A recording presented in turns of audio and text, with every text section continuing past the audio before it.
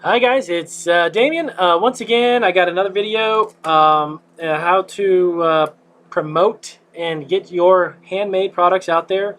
I had an email from somebody that was inquiring about how to get their foot in the door with retailers, big box retailers. We are currently right now we are with Fresh Market in the Georgia area. We're in the process of working with Walmart right now as well, and a few other retailers. But I hear there's a lot of people who kind of shy away from dealing with business with Walmart. And to be honest with you, locally, on a local level, the local Walmart here that we are dealing with has been extremely helpful in the process of getting our foot in the door with a few stores. When you're a small business and you're a small producer of whatever the product may be, you always want to kind of move in increments of a couple steps at a time. Of course, I have big goals and big dreams for our company for what we can do, but we have to get there one step at a time. As cliche as that may sound, it's actually really true. And my my wife kind of reminds me of that every day when she tells me to kind of slow down. But anyways, back to what I was going to say. We touch base. If you want to get your foot in the door with Walmart on a local level with a couple stores, it is a great way to do it. We have had nothing but really good experience. The local store manager that we spoke to was very friendly, and he gave us his personal cell number to have any questions. A very nice guy, wonderful, wonderful guy, and so far the experience has been fantastic. Uh, it's a great way to get kind of get your feet wet to start off with to see how the working relationship with someone like a Walmart would be. If you worked on a larger scale and more stores, you kind of already experienced it by working with one or two local ones. So here's kind of what I had to learn on my own. Nobody really told me any of this. I kind of just had to snoop around and find out for myself.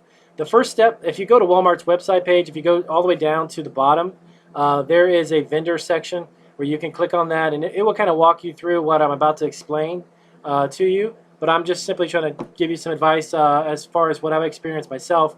What the first step is that it tells you to go to the local Walmart, touch base with the store manager. It's best to really bring the product, if you can bring a sample, explain to the store manager what the product is, tell them what you produce and a little bit about it, about yourself too.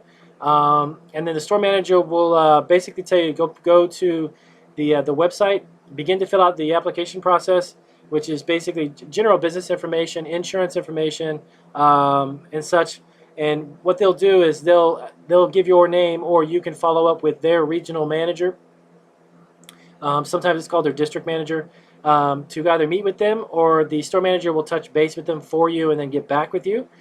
Basically, the district manager, who oversees several stores at a time, will kind of give a yes or a no as to if they're interested in the product. A lot of times they really do enjoy working with mom and pops, family producers of local products. If you walk throughout your Walmart, it's very good likelihood that there's, I would probably guess, 10%, 12% of the products in the food department at least are local suppliers, local vendors, local produce makers produce. So what we did is we filled out the application. We're still kind of wrapping that up right now. Um, but all the information that the district manager will give you would be something like the store numbers that they would like your products to be in, as well as the description about the product itself.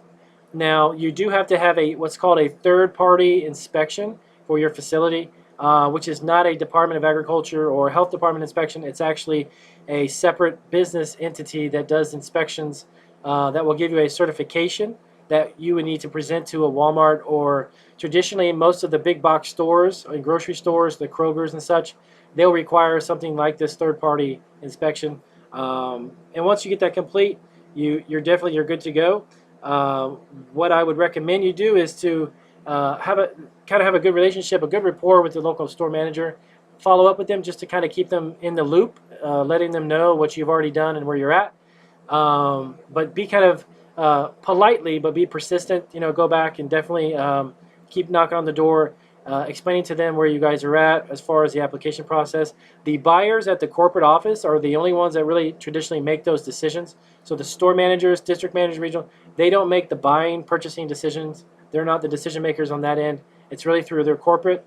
But as far as the people that we spoke to so far in the process have been very helpful. And once you get your foot in the door with something like a Walmart or a grocer like a Kroger, and you're in a dozen or so stores, it gives you additional leverage when you want to approach a larger distributor.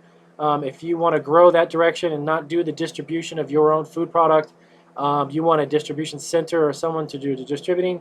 It helps out when you say, hey, they say, well, where are you guys at now? Who are you in? What stores? And you can give them names like Walmart, Kroger, Target, whatever it may be. It helps the buying decision from the distributor when they decide to buy your product and handle it and to carry it within their catalog. It's definitely a better. It gives you more leverage when you're trying to sell it and promote it in that way. So I hope that short video helps you. Definitely ask me any questions about getting into retail stores and big box stores, and I will try to answer them to the best of my ability. Thank you guys very much.